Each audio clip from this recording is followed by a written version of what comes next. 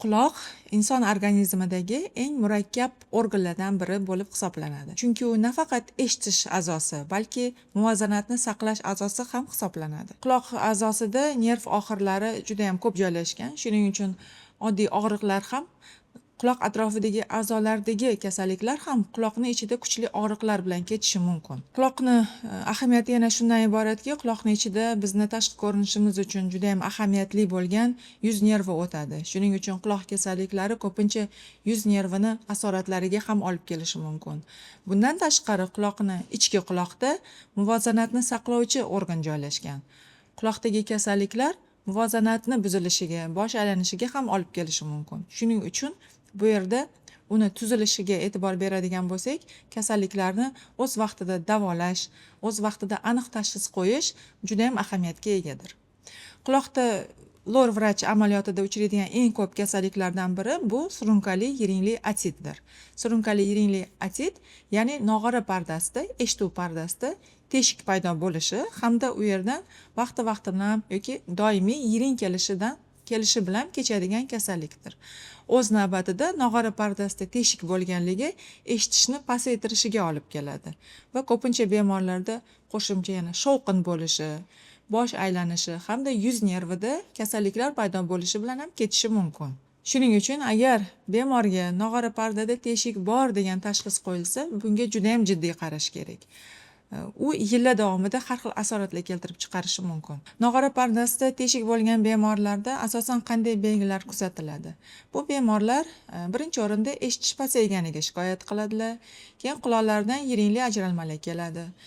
Yiring yoki namlik ko'p bo'lganligi uchun bularda ko'pincha zamburug'li otit, quloqda qichish, quloq bitishi, quloqda shovqin paydo bo'lishi kabi belgilar ham bo'ladi. Endi agar surunkali yiringli otit ko'p yil bo'lgan bo'lsa va tezda ichki qismlarga o'tib ketgan bo'lsa, ba'zi bemorlarda bosh aylanishi, bosh og'rishi, quloqni boshni o'sha yarmida hamda quloqda shovqin holatlari ham kuzatiladi. Bundan tashqari bemorlarda hayot sifati biroz buzilgan bo'ladi. Ya'ni ular doim suvli muolajadan, cho'milishdan, hovuzlarda cho'milishdan, umuman bosh yuvishdan qo'rqib turadilar, chunki quloqni ichiga ozgina suv kirib qolsa ham ularda darrov zamburug' bo'lib qoladi yoki yiring kelishni boshlaydi. Albatta har safar quloqdan yiring kelishi sekin-sekin eshitishni yana ham pasaytirishiga olib kelishi mumkin. Quloqdagi shu surunkali yiringli otitni birdan-bir davosi bu timpanoplastika operatsiyasi hisoblanadi. Chunki bu yerda dorilar tomizish yoki qandaydir mazla qo'yish yoki sun'iy narsalar bilan yopish afsuski pardani butunligini tiklanishiga yordam bermaydi. Shuning uchun biz bunday bemorlarga timpanoplastika operatsiyasini tavsiya qilamiz. Timpanoplastika operatsiyasining maqsadi nog'ora pardasidagi teshikni tiklash, shundan keyin quloqdan yiring kelishini to'xtatish hamda eshitishni tiklashga qaratilgan operatsiya bo'lib hisoblanadi. Surunkali yiringli otitni sabablari qanday? Odatda surunkali yiringli otit o'tkir otitni asorati bo'lib hisoblanadi. Ya'ni o'tkir otitda nog'ora pardasi teshilgandan keyin vaqtida davolanmasa yoki organizmda kuchi yetmagan bo'lsa yoki burunda qandaydir surunkali qo'shimcha kasalliklar bo'lsa, organizmda nog'ora pardasidagi teshik yopilmasdan doimiy ochiq holatda qolib ketadi. Nog'ora pardasining teshilishi qanday boshlanadi? Odatda burunda qandaydir infeksiya bo'lganda uzoq vaqt bemor burnini davolamasa yoki yiringli jarayonga o'tib ketgan bo'lsa, bizda quloq bilan burun orasida kanal bor, Yevstahiniya deb aytiladi. Infeksiya burundan quloqning ichiga o'tib ketadi. Bolalarda ko'pincha adenoid bo'lganligi uchun yoki allergiya bo'lganligi hamda ushbu quloq bilan burun orasidagi nay juda kalta va keng bo'lganligi uchun infeksiya tezda quloqning ichiga o'tib ketadi. Va bundan keyin nog'ora bo'shlig'ida yiring to'planganligi sababli va burun tomon shish hisobiga yopilib qolganligi sababli yiring pardani teshib tashqariga chiqadi va parda teshilish holatiga olib keladi. Albatta bunda vaqtida davolasa, ya'ni burunga e'tibor berilsa, quloqni lorga ko'rsatib yiringli jarayonni to'xtatib kerakli tomchilar qo'llansa, nog'ora parda yopilib ketish ehtimoli juda ham katta. Lekin ba'zida bemorning burunida surunkali kasallik bo'ladi yoki vaqtida quloqdagi yiringli jarayon to'xtatilmaydi. Shuning uchun turg'un nog'ora pardada teshik qolib ketib, bemorda surunkali otit holati kelib chiqadi. Odatda yiringli otitdan keyin nog'ora pardasining teshigini kuzatamiz. Agarda bir oy davomida yopilmagan bo'lsa, bu albatta surunkali jarayonga o'tganligini bildiradi. nog'ora parda teshilishini boshqa sabablardan biri bular travmalar bo'lishi mumkin. Bir xil o'tkir jismlar bilan quloqni tozalagan paytda noto'g'ri harakatlar qilganda nog'ora pardasini teshib qo'yish holatlari ham ko'p kuzatiladi.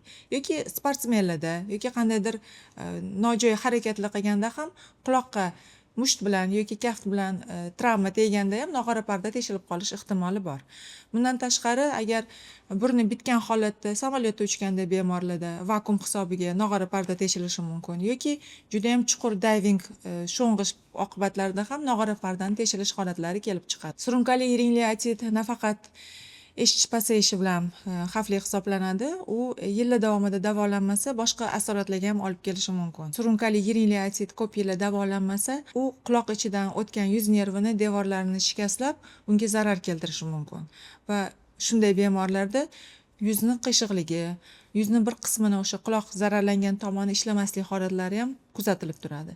Bundan tashqari, surunkali yiringli otitda yiring ichki quloqqa o'tib ketgani hisobiga ichkarida joylashgan muvozanat a'zosini zararlab qo'yishi mumkin. Bemorda bosh aylanishi holatlari kuzatiladi.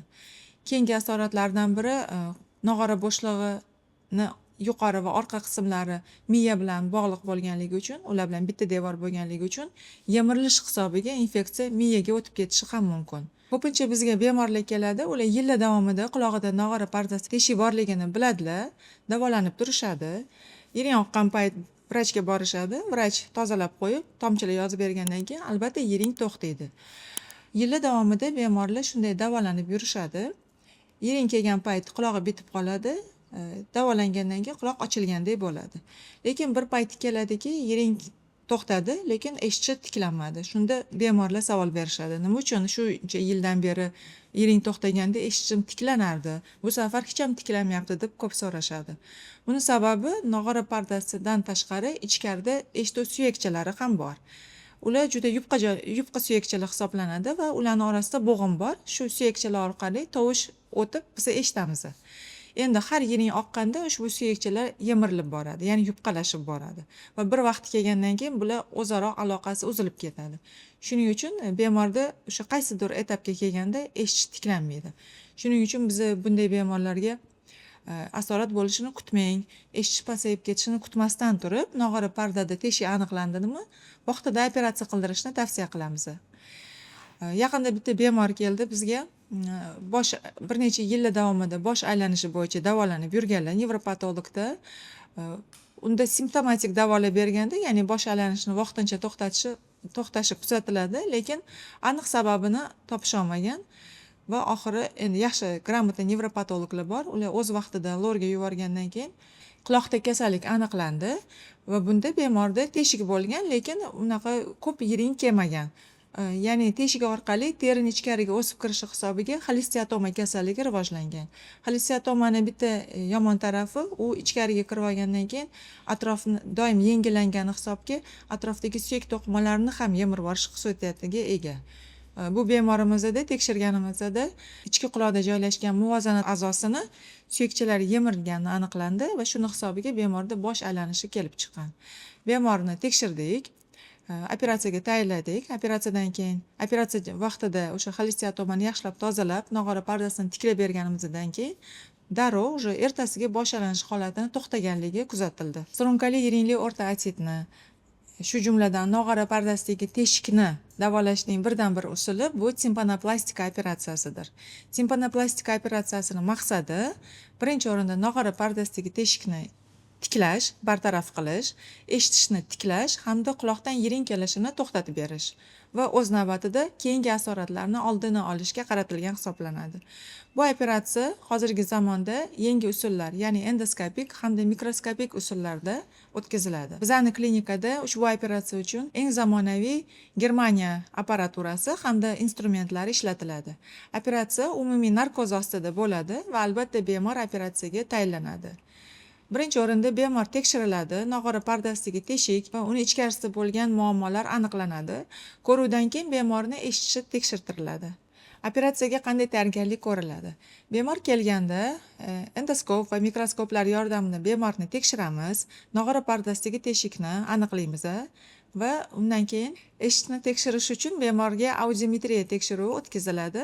Audiometriya natijasida biz bemorni eshitish darajasini qanchalik pasayganligini hamda uni turini aniqlaymiz va bemorga operatsiyadan keyin qanchalik eshitishi tiklanishi haqida ma'lumot beramiz.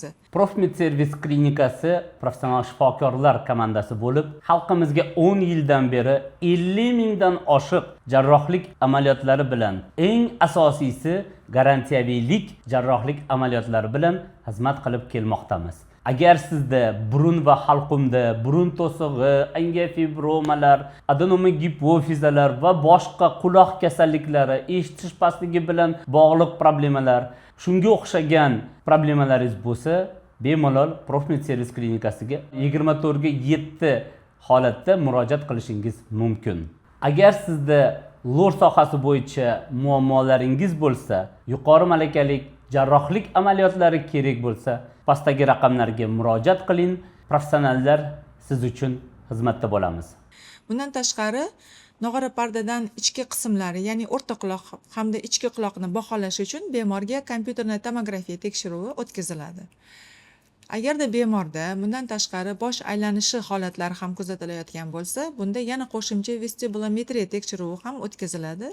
Keyin bemorga operatsiya haqida suhbat o'tkazilgandan keyin operatsiyaga tayyorgarlik ko'riladi. Operatsiyaga tayyorlanish jarayonida bemor kerakli bo'lgan qon analizlarini topshiradi, yurak qon tomir holati tekshiriladi. Agar bemorda operatsiyaga qarshi ko'rsatmalar aniqlanmasa, biz kunini belgilaymiz. Bu operatsiya bir kunlik operatsiya hisoblanadi. Ya'ni agar bemor bugun operatsiya bo'lsa, ertasiga bemor klinikadan javob beriladi. Operatsiya umumiy narkoz ostida o'tkaziladi. Bu juda og'riqsiz operatsiya. Operatsiyani asosan ikkita usuli bor. Endoskopik hamda mikroskopik usulda bajariladi. Endoskopik yoki mikroskopik usulda bajarilishi kasallikni qanchalik og'irligiga qarab aniqlanadi. Ko'pgina bemorlarda kesma bo'ladimi, og'riqli bo'ladimi degan savollar tug'iladi. Shuni bilish kerakki, anatomik jihatdan quloqning tuzilishi juda har xil bo'ladi. Bir xillarning qulog'i juda kanali tor bo'ladi. Pardasining teshigi juda katta bo'lishi mumkin. Pardani qoldiqlari juda kam qolgan bo'lishi mumkin. Shuning uchun bemorda asosan bizni maqsadimiz yaxshi natija olish. Shuning uchun operatsiyani quloqning ichidan yoki orqadan qilinishi bu juda katta rol o'ynamaydi. Eng asosiysi operatsiyani yaxshi natijali bo'lishi hamda eshitishni tiklash. Shuning uchun vrach bilan suhbat jarayonida biz uni tushuntiramiz.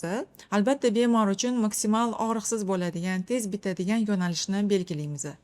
Demak, operatsiyaga tayyorgarlik jarayoni, operatsiyani o'zi hamda operatsiyadan keyingi reabilitatsiya etaplari mavjud. Operatsiyadan keyin bemorni uyga javob berganimizdan keyin bir haftaga quloqqa maxsus tomchilar hamda quloqni parvarishlashni tavsiya qilib yozib beramiz. Operatsiyadan keyingi jarayon og'riqli yoki bemorni qandaydir yotish holatiga olib keladigan darajada bo'lmaydi. Bemor o'zi turib, o'zini bemalol keyingi faoliyatlarni bajarishi mumkin. Faqatgina bir hafta davomida quloqni maxsus dorilar bilan obработка qilib turish hamda tomchilarni qilib turish tavsiya qilinadi.